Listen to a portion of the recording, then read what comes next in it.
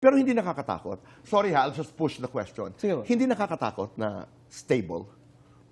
Well, You know where I'm coming from, yes, ha? yes, Tuboy. Mas pipiliin ko na yun kaysa sa unstable. Tama. Oo, tama naman. Kasi minsan may mga tao na magsasabing, we're okay. You know, it's not so stable. Kasi when you're unstable, you move towards stability.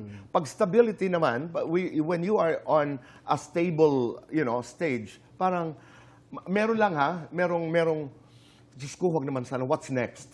Di ba? Gets ko yun, Tuboy. Pero para sa amin kasi mas pinapayaman pa muna namin yung sarili naming karanasan, mga siguro mas pinapamature pa namin yung isa't isa bago kami mag-step forward. Kasi naniniwala kami na kailangan buo kaming dalawa bago pumasok. Napapag-usapan na ang future. Yes, Tuboy. Napapag-usapan na yun. Oo. And when you talk about it, anong klaseng conversation yan? Like, for example, For example, kunyari sa... do you save money together? Do you have a common fund? Wala, Dumating na kayo, wala, Tuboy, wala pa. Gusto ko yung Sobra, reaction. sobra, Wala pa.